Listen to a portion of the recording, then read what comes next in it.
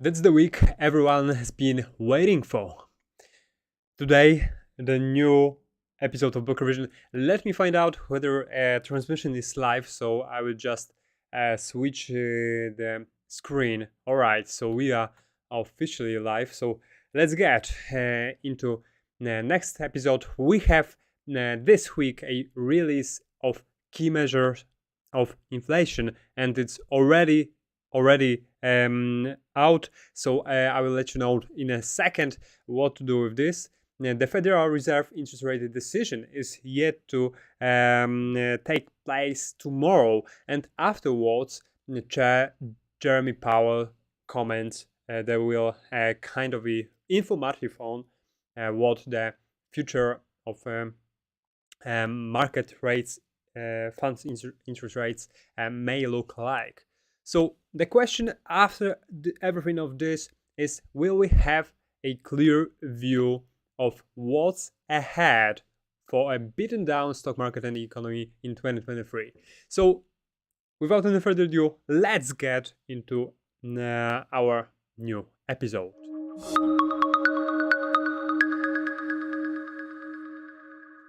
All right, and we are kicking in first block of Blockrevision. It's economy view.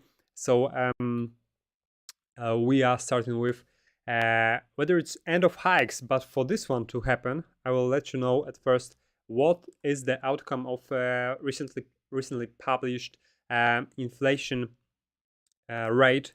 So core inflation rate is at 6% after forecasted 6.2, whereas the inflation rate drops quicker than forecast. So it means for Fed, that's absolutely the green light for lower interest rate hike than 0.75.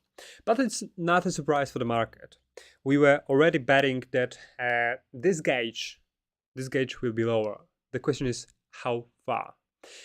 As inflation rate drops that fast, we are right now in the scenario where Fed may even consider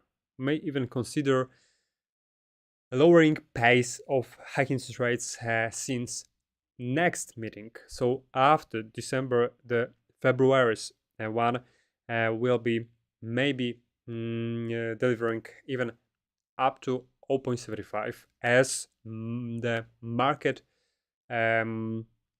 turmoil may be somewhat difficult to handle. So we are, even if increasing follows a reading of 7.7% in October, energy cost increased 13.1% and below 17.6% in October due to gasoline at 10 versus 17. So we are finding out what has been recently, technically speaking, reflected on the markets, on the stock market, where gasoline, as well with recent drops of XLE, that's a major ETF on energetic assets, have decreased in price. So this is why the result of this gauge looks like it's lowering down. The components has declined, with also used cars and trucks that also declined by 3.5%. So for us, for investors, that's the one thing that we need to consider is that just look at this candle on US 100. It's anomalous. If you had a position on this index, congratulations for you.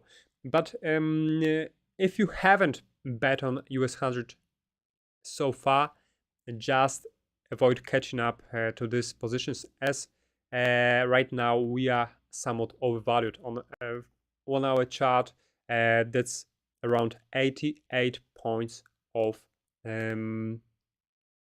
RSI, that's relative strength index, points that we are right now somehow overvalued, and we still haven't crossed this recent trend line that's stopping us out from moving forward. So by tomorrow there will be much more events that may bring more volatility to the markets.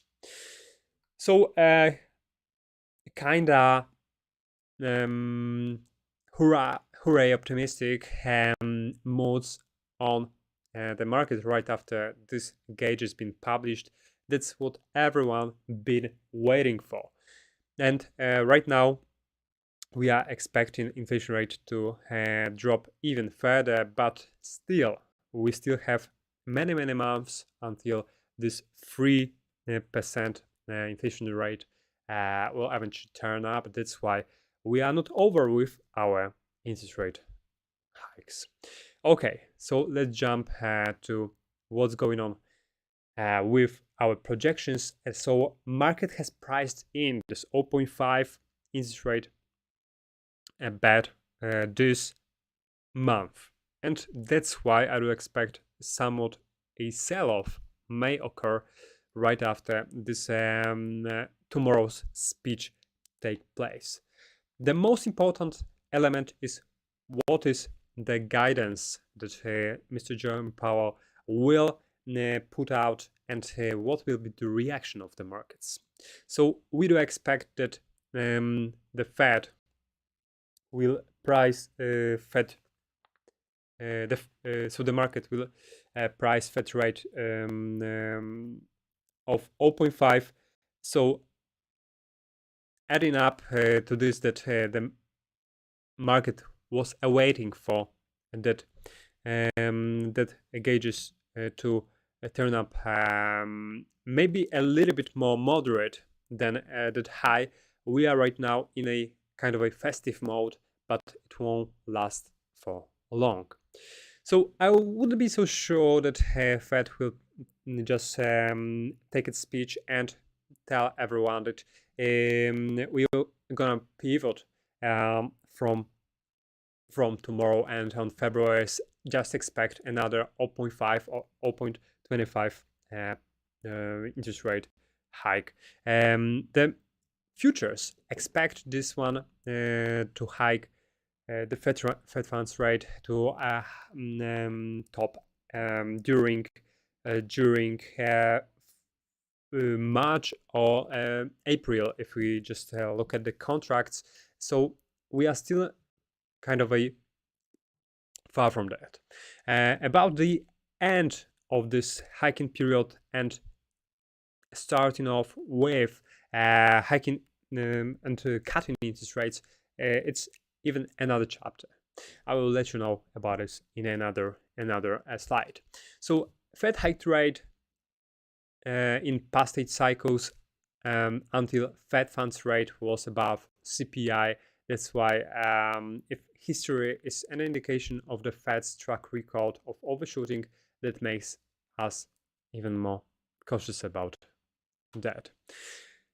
Streak of underestimations. So recently we've seen that economists have been betting for inflation to drop to 2% level around 2024. But if we just take a notice that economists underestimated US inflation of the last 5 of the last 7 months, we may find out that that also should be undershooting what the inflation will eventually look like within next few quarters. Also, Mr. Krugman, that is a laureate of Nobel Prize, hasn't expected that CPI to go that far. That's why we have to be very cautious in terms of any kind of projections of economists, as there are many factors that may oscillate upon a time and change the projection even further. So when interest rate cuts, the question is, average rate between peak rate and first cut is 11 months. Over the last 5 interest rate cycles, the average hold at a peak rate was 11 months, and those were periods when inflation was more stable. But the Fed is not expected to start cutting interest rates until 2024 at the earliest, so it may be too late for the central bank to prevent a recession.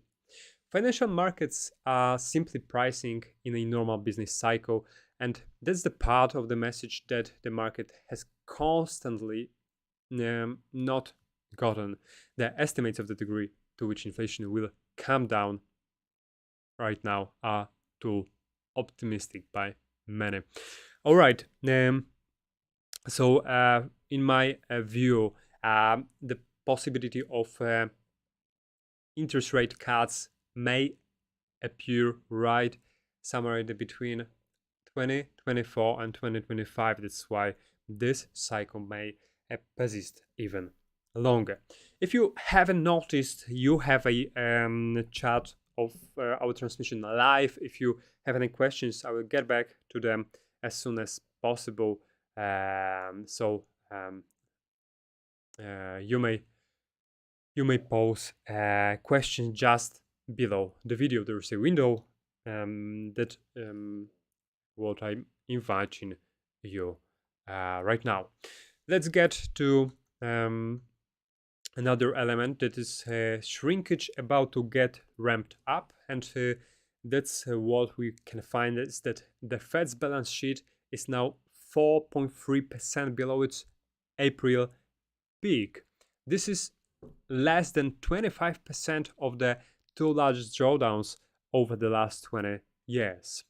Current situation evidencing to some extent that we have still a room for drawdown. So in February of 2009 and August 2019, we've seen such ability of the Fed to decrease its balance sheet. Right now we are not even halfway through with that possibility.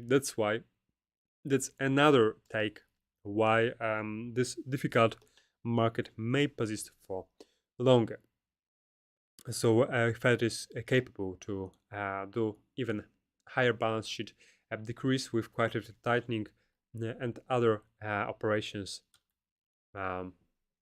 It's still on the table. UK's housing time bomb. So one of the most important element of where the economy may be heading is observing this housing market. UK's housing market is one of the biggest of the world, and many of Americans, Australians, Asians are having their houses in UK, and also verifying where the things are going in terms of global turmoil. So we can find that Britain's housing market is heading for its worst slump since the global financial crisis more than a decade ago, after a surge in mortgage interest rates added to the woes of buyers struggling with a cost of living crisis. So what we can find right here is that actual house price is somewhat overstretched to forecast equilibrium.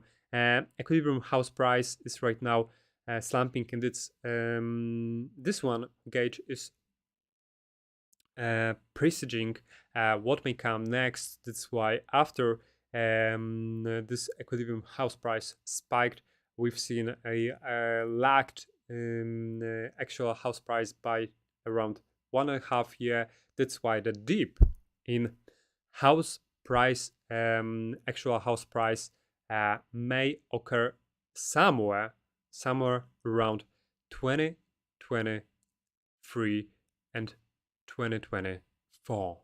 So the first or second quarter of 2024 might be the most adjusted to this projection. Afterwards, we expect forecast equilibrium to rebound very sharply. That's what I still put in a question, because we still haven't yet discovered all headwinds. That's why it may even get worse, and then therefore this actual house price dips may even postpone further. The case around ESG. So ESG is, I need to say this, it's a kind of dodgy movement trying to transfer the money from poor and medium class to richest, and everything under the guise of fighting with climate crisis. So one of the major company mixed in many of operation is BlackRock, that recently been accused of boycott energy companies. One of the entities cracking down on them, however, lately was Texas Senate Committee.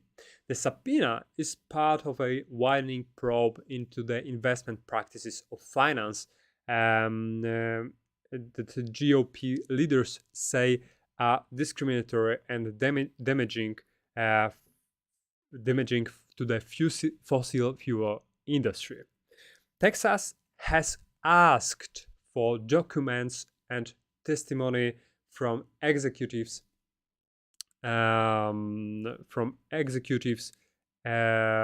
related to the company investing and consulting practices and any impacts on state pensions.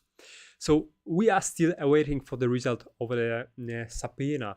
It's not, however, the first time when, in the sake of political power and not environmental or social matter, we are the witnesses of carving the truth just for profits of that financial tycoons.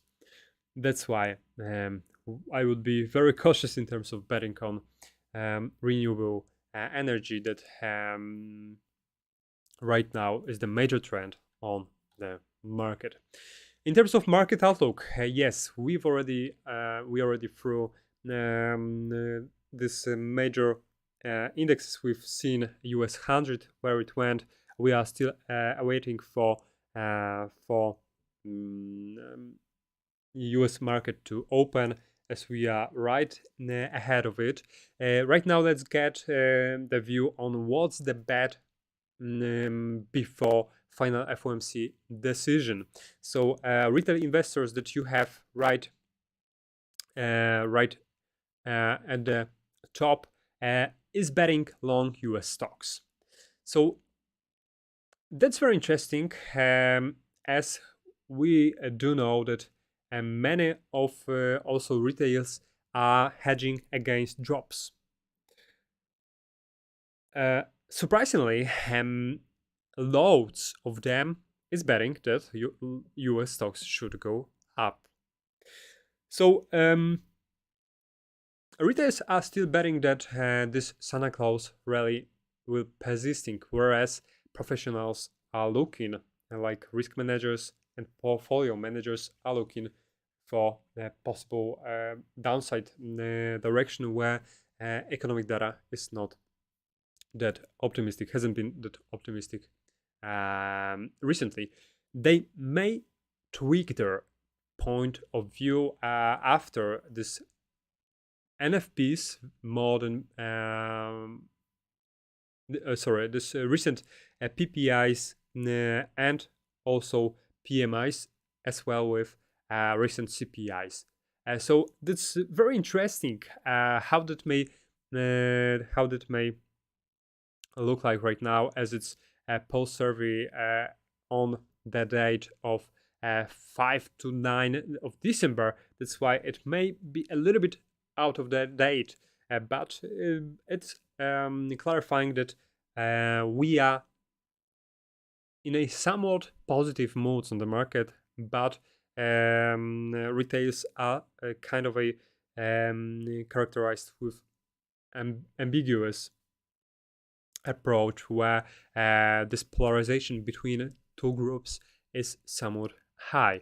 on call and put ratio, we've seen that this hedging is high, whereas retail investors are still favoring growth.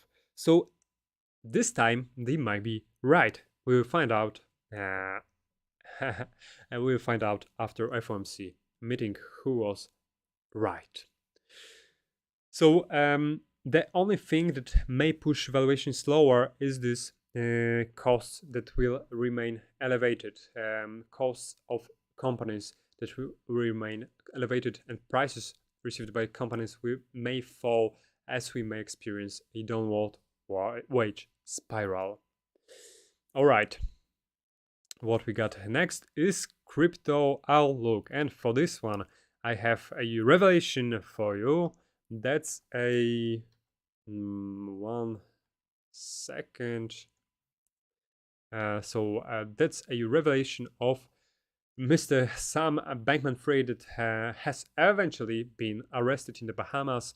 So that he obviously acknowledges that he didn't knowingly commit fraud, that there wasn't any backdoor on his exchange, that he hasn't done anything and he didn't know about anything what was happening beneath.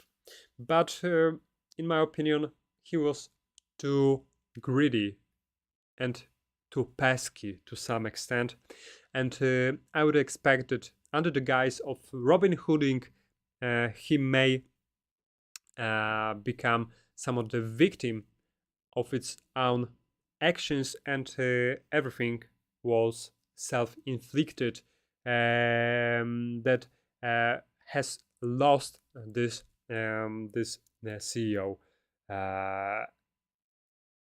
finally. So for me, we would like to rather see the outcome of this issue within next weeks or months. Therefore I am not so willing of making the judgment right now, but in my point of view, Mr. Sam Bankman-Fried should be in jail, and that's why I would expect him to eventually to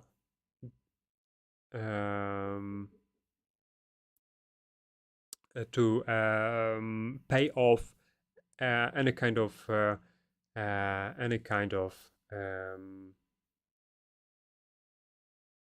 dues that he'll be able to pay.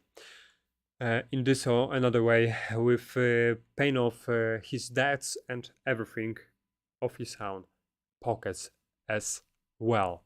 So that's one of the revelations right now. Let's jump to market movers section. So on market movers, we've already through market calendar, but let me find out what was back then as well. So we have had ZEW, Economic Sentiment Index of Germany, and that's the one that right now is recovering. That's why recouping this prior highs for DAX might be somewhat easier than for American indexes, as with this recover, these valuations may be pushed forward. But I'm far from saying that the recession is over yet. It's just the indexes that are somewhat reacting to bad news positively. Bad news for the economy positively in terms of valuations. All right. As of course, pricing powers of these companies are still somewhat strong. For tomorrow, we obviously are waiting for inflation rate of Great Britain, Fed interest rate decision, at 2 p.m. and Fed press conference right after to happen. Okie dokie, what we got next? Let me find out. That's in Market Movers earnings to watch this week. We have on a Thursday, Adobe is due after the market close. The maker of design software is likely to have benefited from pricing updates, which should bolster revenue growth that have in recent quarters been impacted by macro uncertainty and currency headwinds. So, furthermore, Adobe is expected to reiterate its full year 2023 guidance that was the first published in October. If any lapse to this happen, we will see somewhat more negativity on the market in terms of this asset. Okay, so that was pricing. So that was earnings, and right now we are jumping to trade idea section. For this one, I have for you. Just look at this one. So natural gas right now is surging and is rising even further. So with yesterday, unfortunately, the episode had some issues. That's why I haven't. Had the information from me that this place was fine for taking the short position, but I did expect this one to move downwards. However, we are reverting from there, and right now natural gas is in power, is building another wave of surge, and betting against natural gas right now is too risky, in my view, as we are forming somewhat a continuation pattern. Also, bringing somewhat long position from here also is not adequate. That's why I would wait for this one to correct from here, and afterwards take long or short position.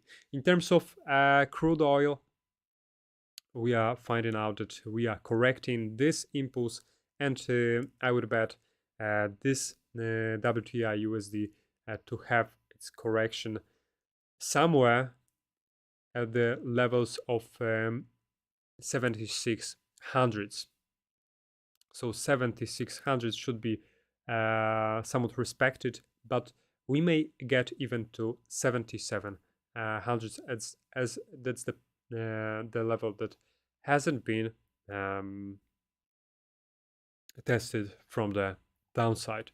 So in my view, major indexes will persist within this upward momentum, but we need to stay very cautious right now. Buying on that surge is somewhat irrelevant, where I would expect this correction to happen tomorrow, for instance, before FOMC meeting.